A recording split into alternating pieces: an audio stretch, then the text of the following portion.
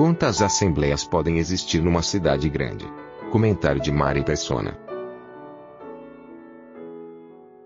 Na Bíblia nós encontramos as assembleias nas cidades. Gálatas é uma exceção, que ele está escrevendo uma carta para várias assembleias de toda uma região. Então ele agrupou ali, mas é claro que em cada cidade havia uma assembleia, porque isso a gente aprende lá de Tito.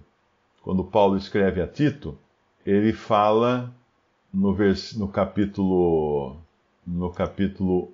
1, Paulo diz a Tito, versículo 4, a Tito, meu verdadeiro filho, segundo a fé comum, graça, misericórdia e paz da parte de Deus Pai, do nosso Senhor Jesus Cristo, nosso Salvador, por esta causa te deixei em Creta, para que pusesses em boa ordem as coisas que ainda restam, e de cidade em cidade estabelecesses presbíteros como já te mandei. Essa determinação era uma determinação apostólica. Paulo não está falando para o Mário aqui, ou para qualquer outro irmão fazer isso. Ele está falando para Tito. Ele deu uma ordem para Tito. Tito, ele é um preposto aqui, ele é um delegado de Paulo. O que é um delegado? Não é que ele saiu prendendo os irmãos, levando tudo para a cadeia, não. O que é um delegado? Alguém que recebe uma delegação, ou seja, recebe autoridade para fazer algo. O delegado é delegado porque ele recebe a autoridade do governo e dos seus superiores para fazer aquelas coisas. Depois ele delega também essa autoridade para os soldados que estão debaixo da autoridade dele, para fazerem certas coisas também. Então, Tito era um delegado, no sentido de um enviado de Paulo para estabelecer presbíteros ou anciãos de cidade em cidade. Isso já determina, deixa muito claro, que as assembleias, elas são de cidade em cidade. Mas a pergunta foi, como fazer numa cidade grande, onde existe uma população muito grande e as distâncias são um problema, não é? No século XIX, Londres era uma cidade grande. Eu acredito que tinha 1 milhão de habitantes no século XIX. Então, naquela época, Londres tinha já um metrô. No século XIX, eles tinham um metrô. Eu não sei exatamente como funcionava o metrô de Londres. Não sei se era elétrico, acho que não era elétrico. Eu não lembro como é que era, se era vapor. Na internet você encontra a descrição desse metrô, que é um dos mais antigos. Mas existiam carruagens, né? Eles iam de um lado para o carruagem, aquelas diligências, aquelas carruagens tipo ônibus, com vários cavalos na frente e vários bancos para as pessoas irem de um lugar para o outro, que nem ônibus. E tinha os trens também, né? Os trens também permitiam viajar de um lado para o outro. Agora, em Londres tinha vários pontos de reunião. Havia uma assembleia, porque só é bíblico, né? Isso é bíblico, que tem uma assembleia de cidade em cidade, mas você não se impede que tenha mais de um ponto de reunião, mais de um endereço de reunião. Se a cidade é muito grande, as dificuldades de locomoção também são grandes. Por isso que em São Paulo, por exemplo, em São Paulo tem uma assembleia, mas tem 2 lugares de reunião. Tem um lugar na Vila Mariana, tem um lugar na Zona Leste. Porque tinha irmãos que precisavam praticamente viajar, né, para chegar na reunião. E às vezes levando 1, 2, 3 horas, né, para ir e voltar da reunião. Então os irmãos lá decidiram fazer isso. No começo, em São Paulo, as reuniões começaram no meu apartamento, que era no bairro da Saúde. Depois passaram para o apartamento do Luiz Amalfi, que ficava lá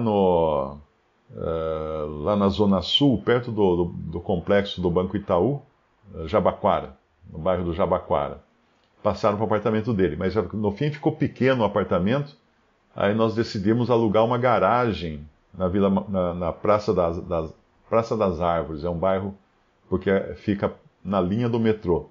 Então nós alugamos uma garagem, tinha aquela porta de baixar, colocamos uma porta de divisórias, né, para poder a pessoa abrir, entrar e sair, um ventilador grande, engastado assim nas divisórias, para ventilar, uma garagem com banheiro. E a gente reunia ali durante um bom tempo. Daí eu me mudei para Limeira, e depois de um tempo os irmãos alugaram um salão na Zona Leste, porque a maioria dos irmãos que reuniam na época eram da Zona Leste. Depois de lá, foi mudado para a Zona Oeste, no sentido totalmente contrário, também por causa de facilidade da maioria dos irmãos, que agora, na época, congregavam, e finalmente para a Vila Mariana. E depois da Vila Mariana, agora, um outro ponto de reunião na Zona Leste. Cada lugar vai se adaptando, e o importante é entender isso, que ainda que exista mais de um ponto de reunião numa cidade, o Senhor enxerga uma assembleia naquela cidade. Então os irmãos responsáveis, né, nessas localidades, eles devem estar em comunhão nos pensamentos também, quando tem algum problema para resolver e tal. E isso é fácil com os nossos meios de comunicação hoje. Mas nunca pensar em criar novas assembleias, porque o padrão bíblico é de cidade em cidade. Eu creio que os irmãos entendem, né, que nós não temos autoridade hoje para apontar, estabelecer presbíteros. Presbíteros, no mesmo sentido, são os bispos e anciãos, são apenas sinônimos. Não temos autoridade para isso, mas nós reconhecemos aqueles que trabalham entre nós, como fala na Bíblia, né? Irmãos, reconheceis aqueles que trabalham entre vós. Então nós vemos que tem irmãos que, embora não sejam oficialmente designados por alguém, porque isso era uma prerrogativa dos apóstolos, e nós não temos mais autoridade apostólica entre nós, mas existem irmãos que tomam para si o encargo, e nós devemos respeitá-los então, e reconhecê-los. Nós reconhecemos, nós não elegemos, nós reconhecemos, e nem damos nome, né? Não vamos chamar o irmão Gideone, é o bispo Gideone, não vamos fazer isso, nem ele vai ganhar cadeira alta, e nem vai usar um colarinho eclesiástico, aquele que fecha aqui tipo padre, né?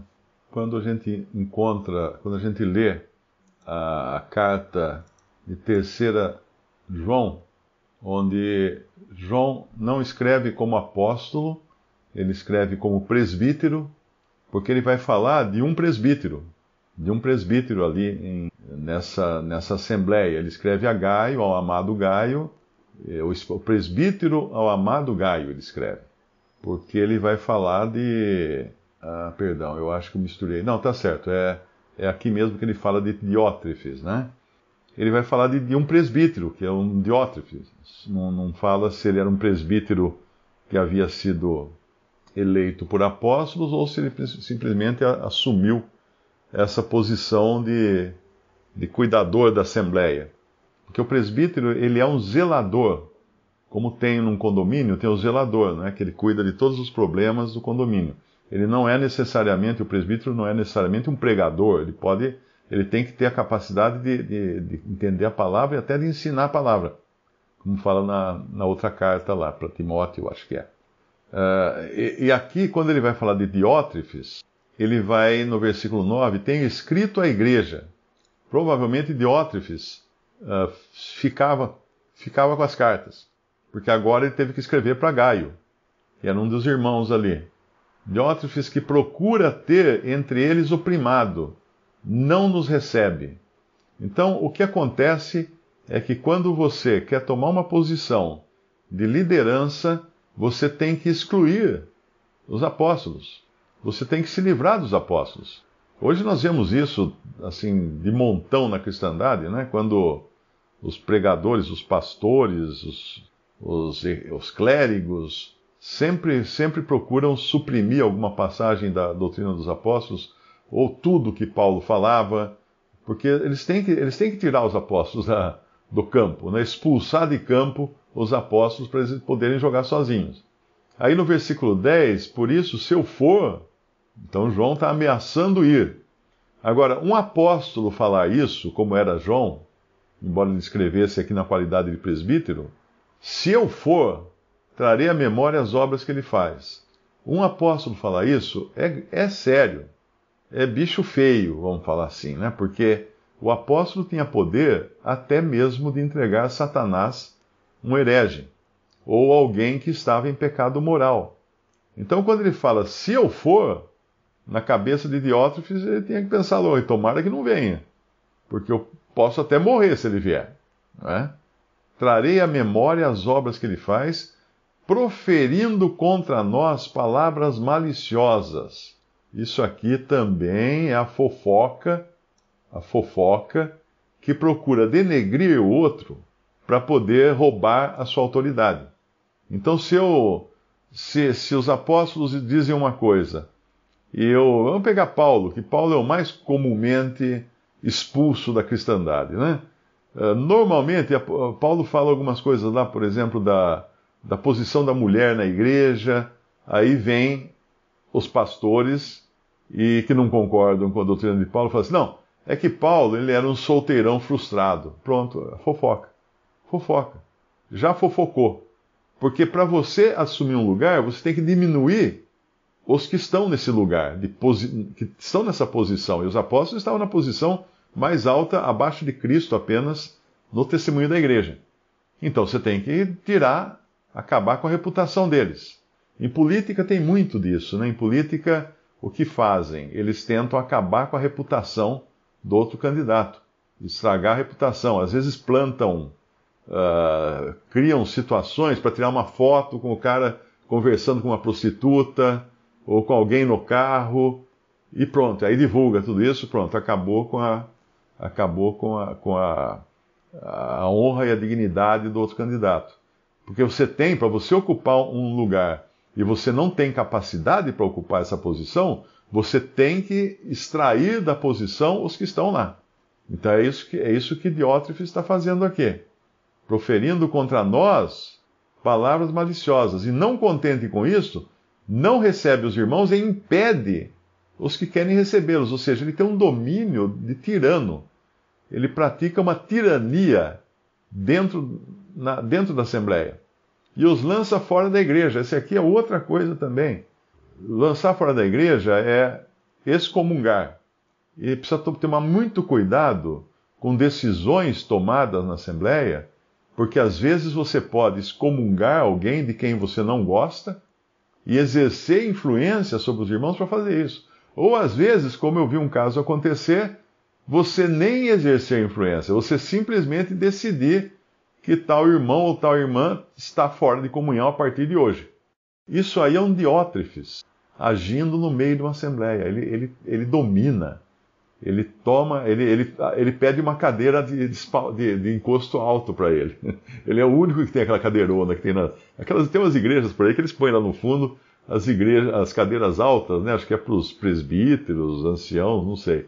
Mas nessa de Diótrefes só tinha uma cadeira, a cadeira do papai, a cadeira dele, né? Aquela cadeirona grande. Tem a cadeira do papai, aquelas cadeiras reclináveis que tem para vender. Já vai ter o pessoal da lacração, né? Que vai protestar, vai invadir loja, quebrar a cadeira do papai, porque vai falar que isso é machismo. Tem que ter a cadeira da mamãe, tem que ter a cadeira de todos os gêneros. A, B, C, D, F, G, H, L, G, T, B, B, babá. A sociedade está ficando uma loucura agora. Mas esse Diótrefes, quando Paulo continua aqui a escrever, João, o apóstolo João, ele vai colocar o contraste.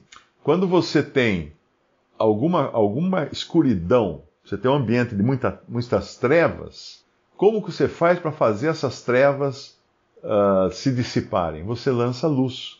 Então, no versículo 11, ele faz isso agora.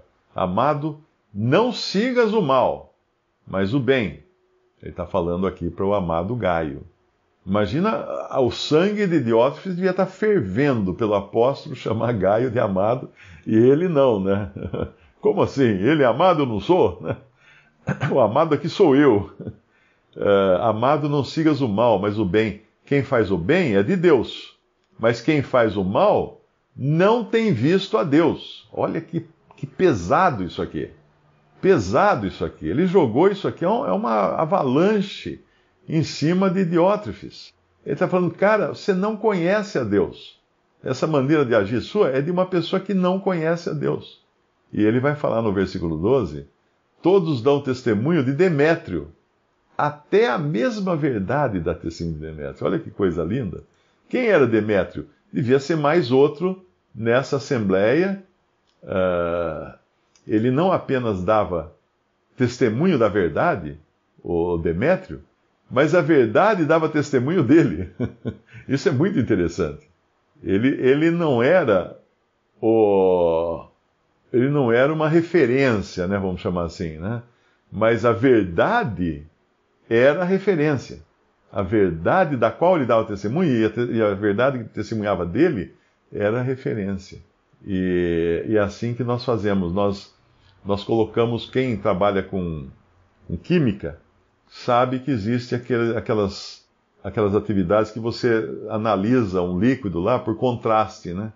Você tem todo um sistema lá para criar você joga um contraste no líquido, ou até exame médico, né? Hoje eles injetam um contraste na veia, daí enfia você numa máquina lá, e ela mapeia todo o caminho do seu sangue para ver se não está tendo interrupções. Ela acompanha, o contraste cria uma cor nova dentro daquela tela. E aí então a mesma coisa que ele faz aqui, ele joga o contraste agora. Ele jogou, falou primeiro de Gaio, depois ele fala de Demétrio. Ele jogou o contraste.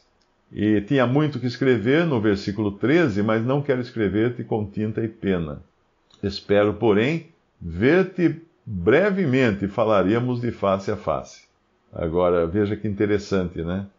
Como é que se sentiria esse Diótrefes se João viesse lá na cidade e fosse procurar Gaio, ou procurar Demétrio, e não Diótrefes, mesmo porque Diótrefes não recebia. Então esse espírito, o que marca muito isso aqui é que para você conseguir uma posição, você vai ter que tirar os outros da posição. Você vai ter que rebaixar os outros. Existe um ditado nas empresas, né? Diz que tinha uma tábua cheia de pregos. O gerente, né? Gerentes de empresa fazendo isso. A equipe dele é como uma tábua cheia de pregos. Aí ele vem, ele examina a tábua, tem um prego que está um pouquinho mais alto que o outro, ele pega o martelo e bate. Não pode ter um mais alto, né? Tem que rebaixar todos no mesmo nível. Claro que o que bate o martelo é o Diótrefes. Esse é o que decide que tem que rebaixar. Então esse, na realidade, numa reunião ali, muito provavelmente não tinha liberdade do espírito, porque ele não ia deixar da liberdade do espírito. Ele estava, né? Eu me lembro de um irmão americano, ele foi visitar uma assembleia, acho que no México, ou num dos países lá da América Latina, da América Central. E quando ele chegou na reunião, era a ceia do Senhor. Tinha a mesa, tinha as cadeiras todas acompanhando em volta da parede, assim, da casa onde eles reuniam, né, do local onde eles reuniam. A mesa e uma cadeira alta na cabeceira da mesa, em frente à bandeja do pão e do vinho. Aí ele entrou, olhou aquilo, chamou o irmão, né, que era o que mais atuava ali, o mais responsável ali na assembleia, falou assim: quem que senta ali? Ali sou eu que sento. Eu falei: irmão, eu não vim aqui congregar o seu nome, eu vim congregar o nome do Senhor. Tira essa cadeira daí. Deu uma bronca nele, porque o cara sentava na ponta da mesa, ele partia o pão, ele falava, ele orava, ele dava o hino, era um pastor sentado. A única diferença é que é um pastor sentado, né? Então já deu uma bronca nele, para acabar com aquele negócio. Que é isso? O que é essa posição acima dos irmãos, né? Não tem isso não, na Assembleia, nas coisas de Deus não tem. Nossa.